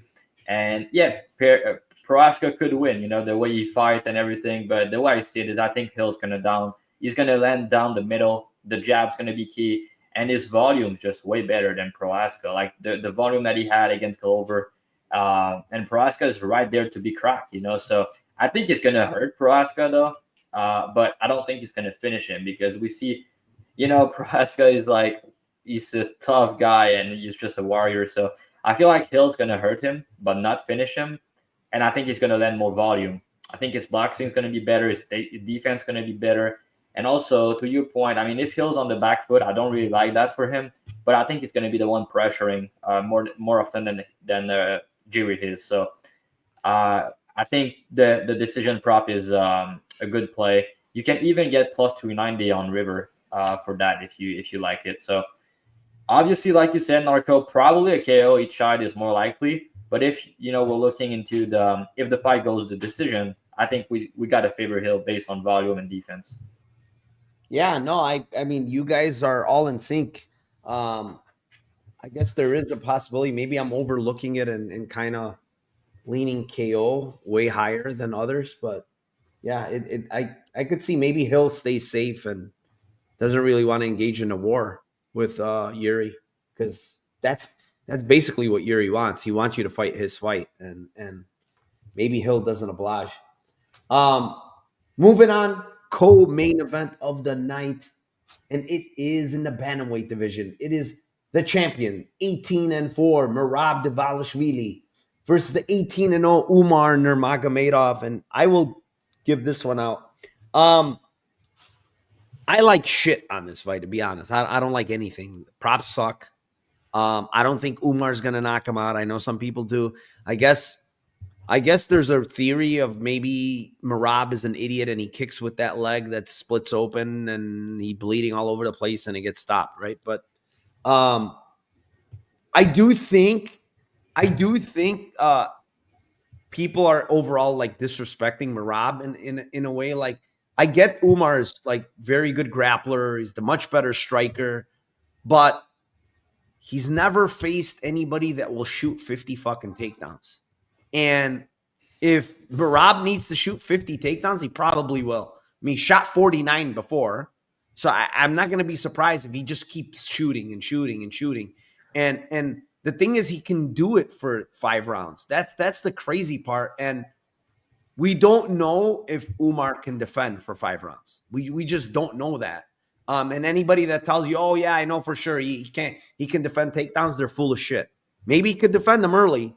I don't know if he can defend them for 5 straight rounds of just nonstop fucking pressure and nonstop takedowns. I do think that the thing is, like, the one thing Merab has, I guess, going for him in this fight is I just don't think Umar packs a lot of power, honestly, in his hands. I know he knocked out Hani Barcelos. I think that was a fluke. I don't think he has like big power. His power comes from his kicks. I do think he has big power in his kicks. I just don't think his hands are all that. He's obviously a very good wrestler, scrambler, you name it. He's good there. But I think Merab can keep it competitive, man. If he's not injured, and I don't know, there's speculation he could be injured. It could be that cut. I don't know. But Merab, if he's going to win this fight, I think it's going to be close. I can't play his decision because it sucks. That's what I'm saying with these props. He's like plus 230 and his decision props plus 360. Like, I'm not going to play that. I'm just going to play a split. Even that is not very good. But I think if he wins, it's probably a close split decision. It's 9-1. The fight in general to go to split, I think, is 4-1. It's kind of low. But, I think Umar probably wins in a nutshell. Like, I do think he wins. I think he wins by decision, to be honest. But I took a shot on Merab, 9-1 split. I don't really feel conviction about the play, but I think Merab can keep it close just because of the chain wrestling and the amount of pressure and takedown attempts he does in fights. Tim? Yeah, I had 2. I agree that the lines here are quite bad. The end split is actually only 3-1 on DK. The 2 that I had were Merab by split and Umar by sub. I think I agree with you. I think that if Merab's winning, I think it's a very close decision. Where scrambles are happening. I don't think that I do think that Umar can sub him, though. I feel like he's gotten out of some positions in some of these fights. Obviously, the no tap versus Ricky sub was interesting, but I do feel like that fight to me is a I know that Merab has improved a ton since then, but I do feel like that is like where the sub could kind of happen. Either a front choke or he's just so spazzy, and I could see a reversal. I could see a back take happen in this fight, and Umar could catch him. I think that Umar is the best grappler that he has fought by a decent amount. And so, yeah, I think that the only 2 Lambos that I could see in this fight would be Umar by sub or Merab by split. But yeah. Yeah. I want to add one more thing. Like, I know I see it in the comments, like, oh, Umar's the better wrestler. Umar's the better. But like, why is everyone so confident he's the better wrestler? Like, what tells us that? Because of who he's fought? Like, he's never faced a wrestler like this guy. Like, for me, watching Merab take down Cejudo that many times, who's an Olympic fucking wrestler, says a lot to me, right? And then I'm gonna give everybody example. No one thought that Aljamain Sterling can out-wrestle Evloev. Nobody. Everybody's like, oh, Evloev's going to out-wrestle him. Guess what? Sterling had 6 takedowns to 4. He out-wrestled him. Like, maybe in the scrambles, yeah, he was better. And maybe Umar in the scramble is going to be better. But you can't really say and if he doesn't jump his back like an idiot, he wins round 3. No, I just don't understand how people are so convicted on Umar being the better wrestler. Why? Why is he the better wrestler? I don't think so. He may be, but like your point earlier, it's like he may be, but like, what is he going to look like after takedown attempt number 20? You know, like. But like, what do they have to say? Like, who has he faced that's such a great wrestler that he's out wrestled? Who? That one guy that took it on short notice reversed him in that fight and mounted him almost. I forgot the name of the dude. I can't. The late notice Kazakh guy or something like that. Yeah. Yeah. Like, come on. Like, it's different levels of wrestling, dude. Like, Merab is a different kind of wrestler. And I don't know why people are so convicted that he's a better wrestler than Merab. I just don't know.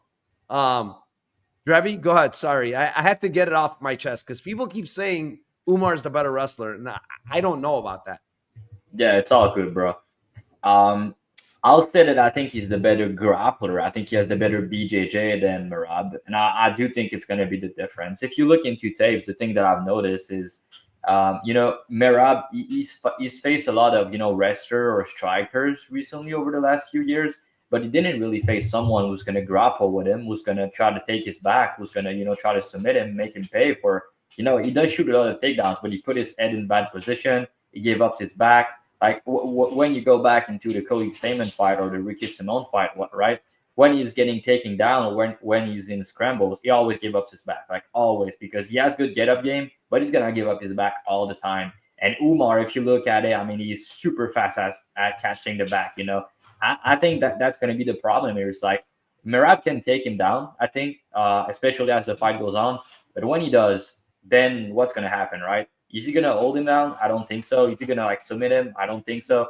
And if he take him down, I think Umar was going to win the scrambles. I think Umar is just a better scrambler of the two. And I think he's going to take the back. And when you take the back of Merab, that's either the round or the fight because he's very slick with his submissions. He's more dangerous.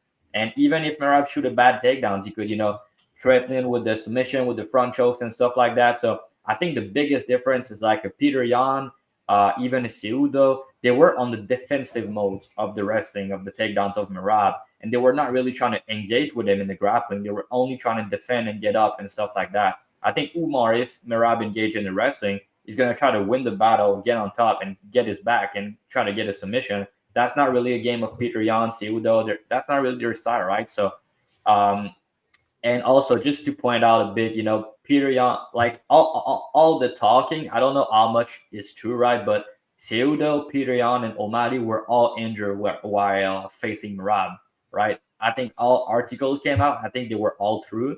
So I'm not saying like he's winning because of that, but it has to be maybe a little something because now Merab's the one that looked injured coming in with his leg, maybe staffing something. And when you're someone that rely on cardio and pace to win fight and you have this on your leg, it worried me for you to win this fight, So, yeah, I think Umar has most of the finishing upside. And at distance striking with the kicks, I don't really think it's competitive, to be honest. I think he's the much faster striker. It's way more technical. His kicks going to be money. And also, like, Merab get cracked and get hurt in all of these fights, right? But, like, if Umar crack him or hurt him, he can go for submission also. So, I personally think he's going to make a statement and submit him or knock him out. But I think a submission is more likely because even if he hurt him with a kick or a knee or something, he's going to try to go for a sub, right? But like I said, the fight's going to play out in the grappling. Merab's going to give up his back, and I think he's going to get submitted. So I go with Umar ITD because it's safer. It's 3-1 on DraftKings. And I could see a KO with like a kick or a knee or something. But yeah, I just think Umar is slightly better everywhere in this matchup, and he has all the finishing upside. So I'll go with him to finish Merab here. Yeah. I mean, people are – I'm not saying Merab's going to win, guys. I'm just saying people shouldn't jump and say Umar's the better wrestler. He might be the better – he has better jiu-jitsu for sure, and he might be the better scrambler, but I wouldn't say he's the better wrestler. I honestly wouldn't. Luke, go ahead. Yeah, I don't really feel great about this one either. I'm kind of with you, Narco, I guess, in just taking like the Marab split or something. Honestly, it's really between kind of with what you and Trophy said. Was kind of a toss up for me and what I was thinking. But I do think that Umar is going to kind of be a step ahead here. I think he's going to win a competitive but comfortable decision, to be honest, is kind of what my official prediction is. But for the purposes of the show and bigger plus money, I really don't think Marab is finishing him. So while I think he can potentially compete or whatnot, I guess I would rather maybe take a longer stab on, a split prop at something like, 9-1 or whatever it is.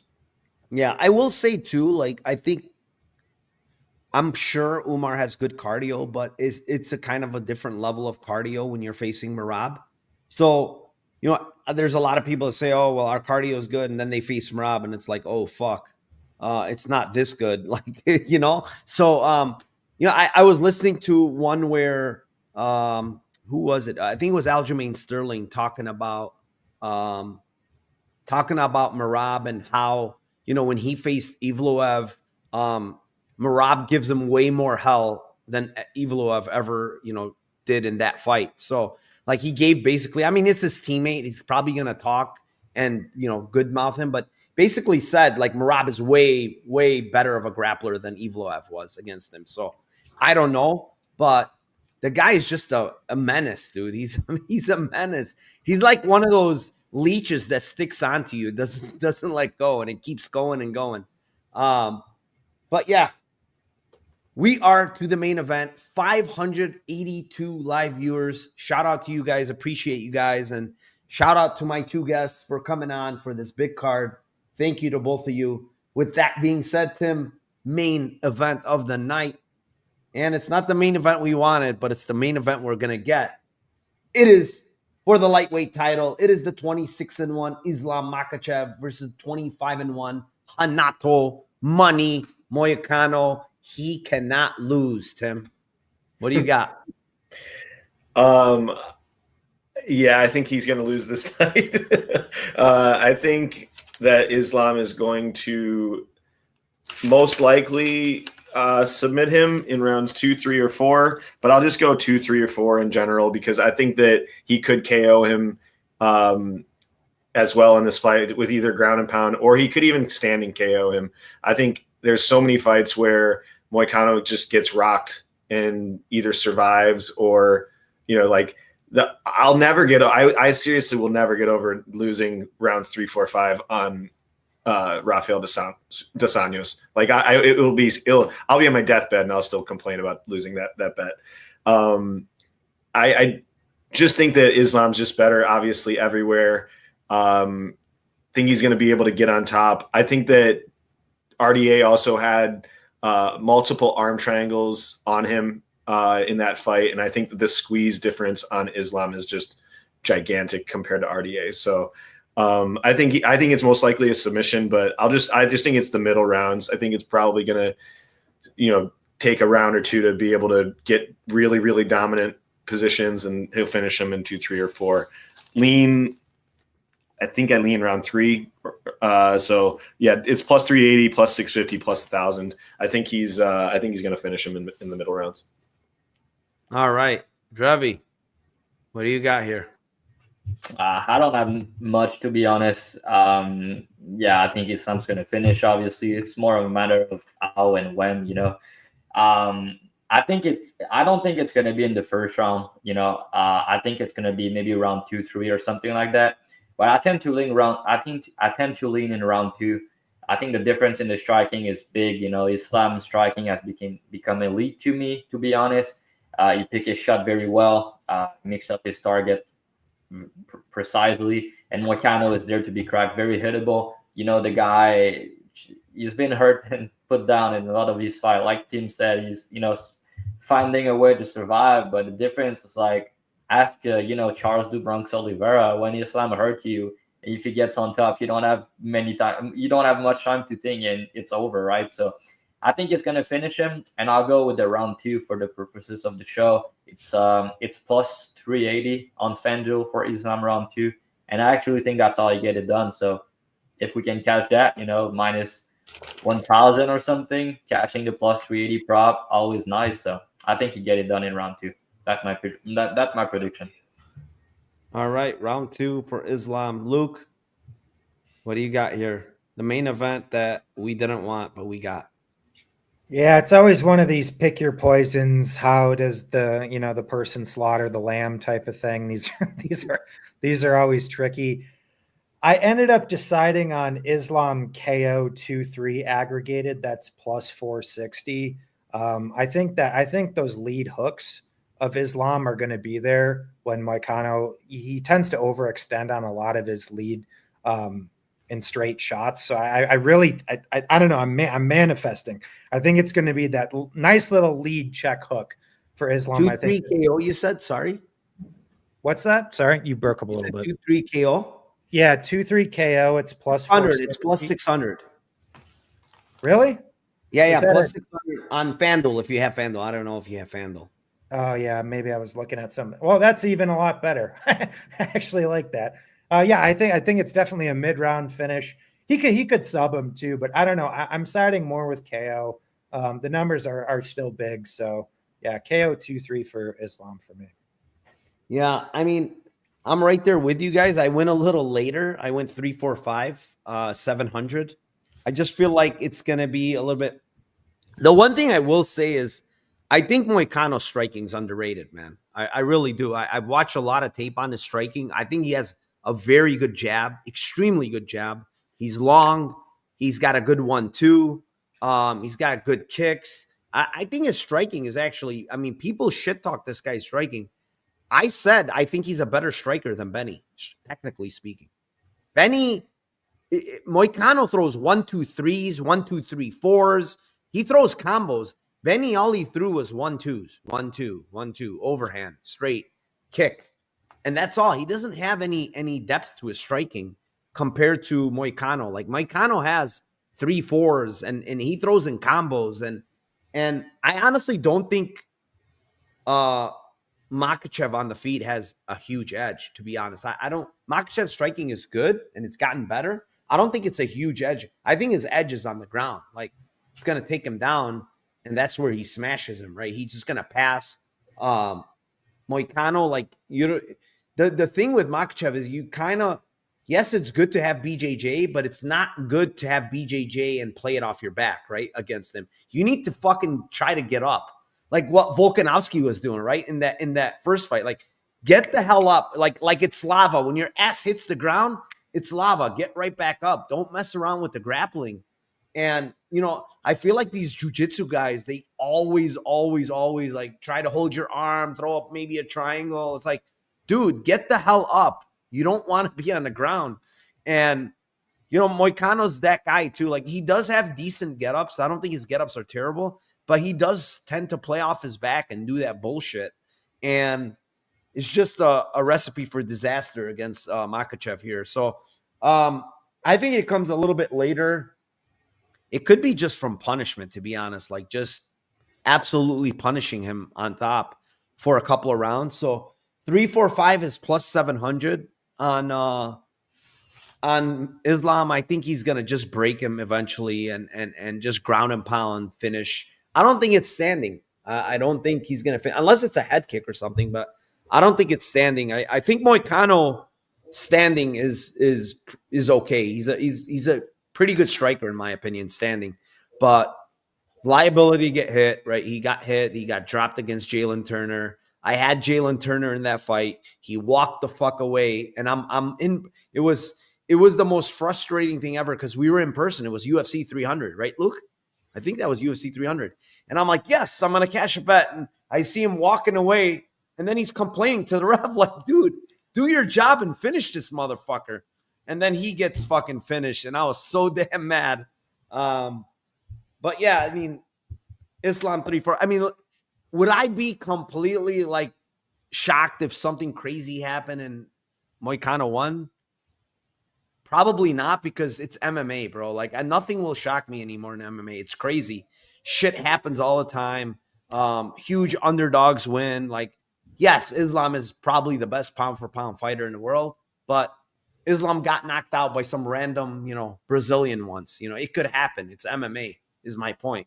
But he should stomp him in this fight. Moicano takedown defense is not great. His get-up game is not great. And it's not good. When those two things are not good and you're facing Makhachev, it's just a bad night. You need to have those things shored up, and he kind of doesn't. So, yeah, 3, 4, 5 KO plus 700. That's it. All 13 fights onto the Lambo parlays.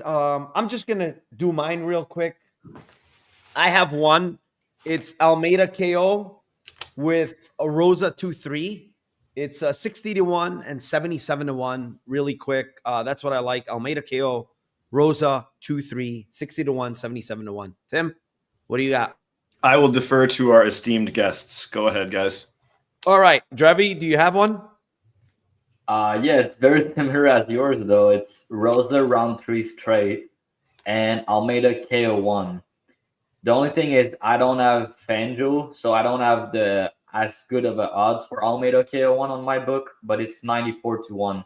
But I'll tell you what it is. Hold on. Just for people that are watching, I'm going to run it real quick. So what was your thing? Rosa round 3. Okay. And Almeida KO1. That's going to be probably like 90-1 if I guessed. I have 94, but it's going to be better on FanDuel. Oh, it's 600. Oh, yeah, way better. 132-1. All right. Our guest is throwing a banger right off the bat. Luke, our other guest, what do you have? Yeah, we're gonna cook a 3-digit here.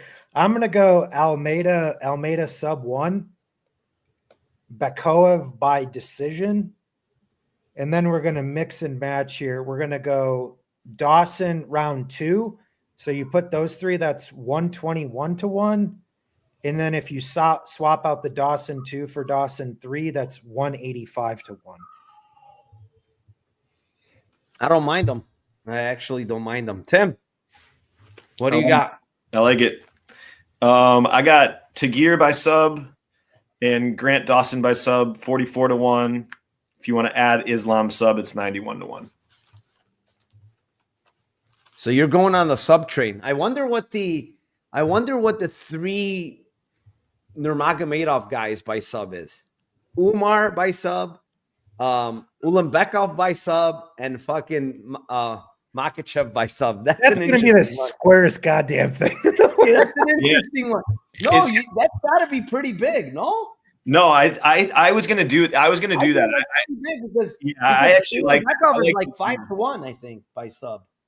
Is he not? Yeah, because you're gonna get Umar's basically like Tagir's line, and then you get what's Umar's sub? Umar's like 490. 40, yeah. It got better over the week. It opened like 490. 490 plus 100. It's actually not bad. You know how much it is? What do you think it is, Luke? 55-1. 63-1, dude. It's not bad. Yeah, that's what the gimmick books are. They're gonna throw a parlay boost on that thing. You'll probably nah. That's a narco cup boost. I just gave it.